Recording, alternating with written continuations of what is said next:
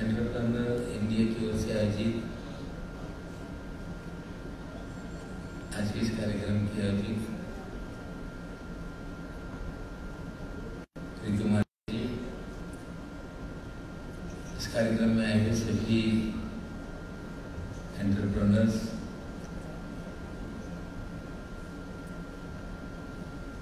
अभी यहाँ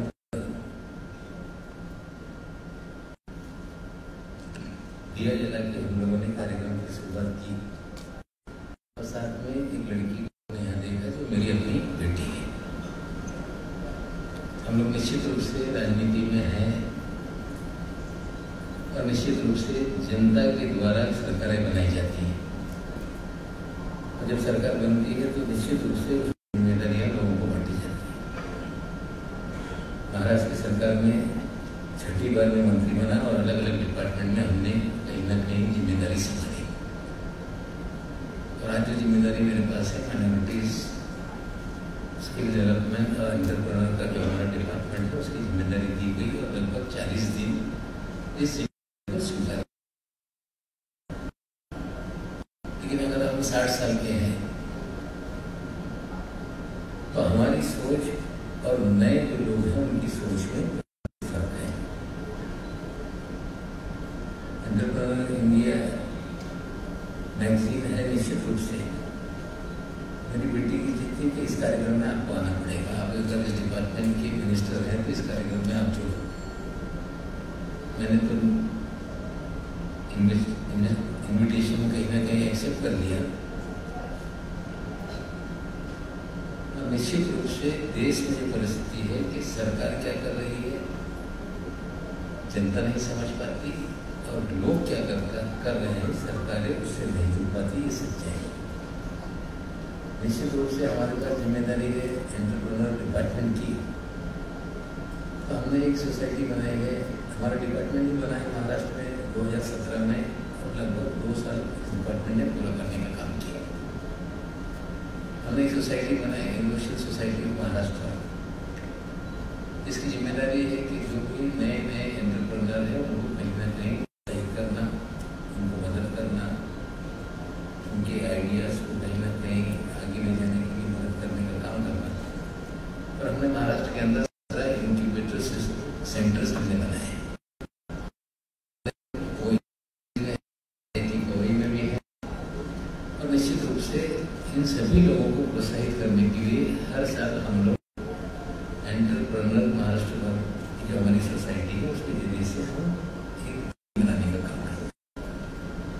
जिसके अंदर लगभग 1500 एप्लीकेशन आती है। पिछले साल भी हुआ, इस साल भी 27 अप्रैल को कार्यक्रम होने वाला है। एप्लीकेशन हमने सोसाइटी के जरिए से ओपन करने का काम किया। लेकिन बेसिकली जो नए लोग हैं उनको सपोर्ट करने के लिए पूरा हमारा सिस्टम काम सिस्टम के जरिए जो लोग सिलेक्ट होते हैं। पिछले बार हम लोगों ने 27 लोगों को सिलेक्ट किया। फंडिंग सबसे बड़ा इशू है। हमारे पास अलग अलग कॉर्पोरेशन हैं जहाँ से हम उनको फंड कर सकते हैं, लेकिन जितना फंड होना चाहिए निश्चित रूप से सरकार की तरफ से फंडिंग उनको नहीं हो पा रही।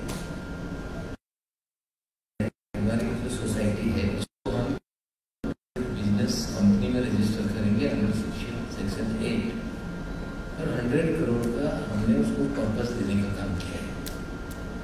लेकिन अगर यहाँ पे राणा जी भी आएंगे जिन्होंने खुद कंपनी बनाई है तेलंगाना में और उन्होंने कंपनी के जरिए जो नए नए एंटरप्रेन्योर हैं उनको कहीं ना कहीं सेम मॉडल महाराष्ट्र गवर्नमेंट भी आने वाले कुछ दिनों में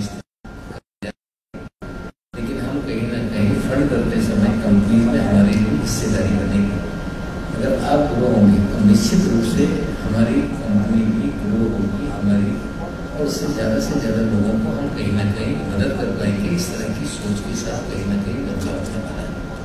हमारे पास स्किल का डिपार्टमेंट है। पूरी तरह से देश में जो स्किल है सबसे बड़ा एक सब्जेक्ट बन गया है। हमारे पास है नहीं कि पहली बार कोई स्किल का प्रोग्राम इस देश के अंदर शुरू हो गया। जो भी डिमांड जैसे उसकी स्किलिंग, चाहे वो ITI के जरिए हो लेकिन पूरी तरह से जो नीड है वो नीड ना पूरा करके हम जो जरूरत नहीं है उस तरफ हम कहीं ना कहीं पूरी तरह से इसकी काम करने का काम कर रहे हैं। महाराष्ट्र सरकार ने पिछले 40 दिन का मेरा कार्यकाल हुआ है, हमने 15 दिन पहले टाटा टेक्नोलॉजी किया है। हमारे 417 IT है जिसमें हम ऑपरेटर बनाने का काम कर रहे हैं, जिसमें हम एक ओपन कंप्यूटर ऑपरेटर का प्रोग्राम में बच्चों को सिखा रहे हैं, किसी भी काम में नहीं। तो हमने टाटा टेक्नोलॉजी से पूरी तरह से टाई अप किया है और 16,000 का प्रोग्राम हमने डिसाइड किया है और इंटरनेशनल लेवल की सारी ITIs को हम बनाने का काम करेंगे। बेल्जियम मॉडल के स्किल सेंटर 6 बनने वाले हैं ताकि वहाँ पे बच्चा जो स्किल गैप है वो गैप को भरने के लिए हमारी जिम्मेदारी होती है और उस दिशा में हम ले जाने का काम करने वाले हैं। आज जो भी ट्रेनिंग हमारी है वो ट्रेनिंग निश्चित रूप से जो जरूरत है उसको हम काम नहीं करते और जो जरूरत है वो वर्क हमारे पास नहीं। दुनिया एक गाँव है, हमें लगता है कि हम अपॉर्चुनिटी सिर्फ देश में ढूंढेंगे, हम अपॉर्चुनिटी सिर्फ मुंबई में ढूंढेंगे, हम अपॉर्चुनिटी सिर्फ महाराष्ट्र में ढूंढेंगे। तो मुझे लगता है अपॉर्चुनिटी लिमिटेड हो सकती है। हमारी जिम्मेदारी बनती है कि बहुत इस देश के अंदर हो रही पॉपुलेशन है हमारा प्रॉब्लम, हम ये बोलते हैं हमारा पॉपुलेशन की हमारी समस्या नहीं है, हम उसको ट्रेन नहीं कर पा रहे, ये हमारी सबसे बड़ी समस्या है। दुनिया में चाहे खाड़ी के देश हो, यूरोपियन देश हो, हमने देखा है कि अपॉर्चुनिटी सभी रशिया में भी होने वाली है। अगर हमने हमारे लोगों को पूरी तरह से ट्रेन करने का काम किया तो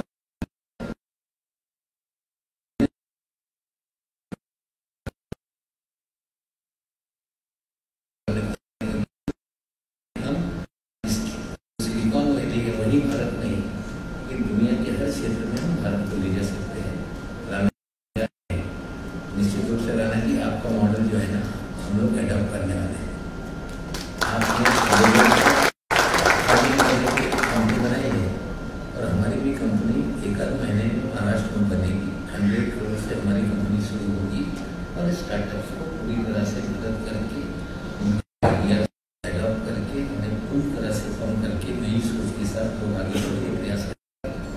पुराने जैसे मैं हूँ तो मेरी पहले क्या था, कौन अच्छा बिजनेसमैन है तो डिस्ट्रिक्ट में किसी के पिताजी का कोई व्यापार है तो पार्ले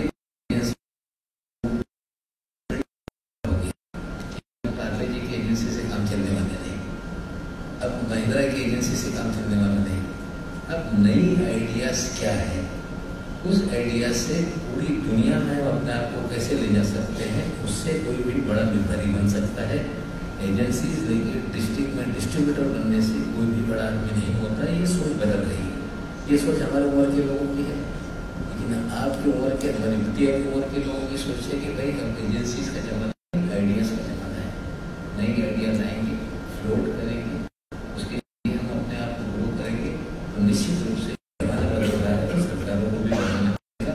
और महाराष्ट्र सरकार पूरी तरह से कमिटेड है कि स्टार्टअप को मदद करना, उनको फंडिंग करना, उनकी जो भी चीज़ें हैं उनको पैटेंट कराने के लिए मदद करना और पूरी तरह से आप लोगों को आगे ले जाने के लिए हम महाराष्ट्र सरकार की तरफ से काम करेंगे। देश का कैपिटल दिल्ली हो सकता है पॉलिटिकल, लेकिन फाइनेंशियल कैपिटल मुंबई है तो मुंबई से ही आइडिया ज़्यादा से ज़्यादा आगे जाए। हमारा अनुभव है कि ओला का आइडिया मुंबई से निकला लेकिन भागकर बेंगलुरु चला गया। अब बेंगलुरु के लोगों को लगता है कि हम ही बहुत आगे जाते हैं, लेकिन अब चीज़ें बदलेगी और हम चाहते हैं कि अगर फाइनेंशियल कैपिटल मुंबई है तो आइडियाज को मुंबई से निकले, महाराष्ट्र से निकले और आप लोगों को पूरी तरह से सहयोग दें। इन्हीं चंद बातों के साथ मैं रिंकू मैम का और मेरी अपनी मीडिया का भी आभार मानता हूँ कि कम से कम आप लोगों के साथ इंटरेक्ट करने का उन्होंने मुझे मौका दिया। मन से आभार मान के अपनी बात करता हूँ। धन्यवाद।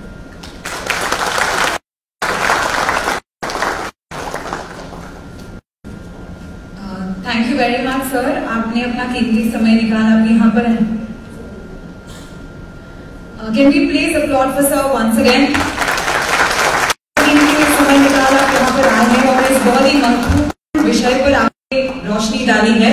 Thank you much. Before I let sir go, Ladies and gentlemen, I have a very special announcement to make for a very, very special guest. You know him as a talented, dashing, versatile actor, but what you don't know about him is that he's a serial entrepreneur. Please join me in welcoming on stage with a big round of applause, Mr. Rana Dargati.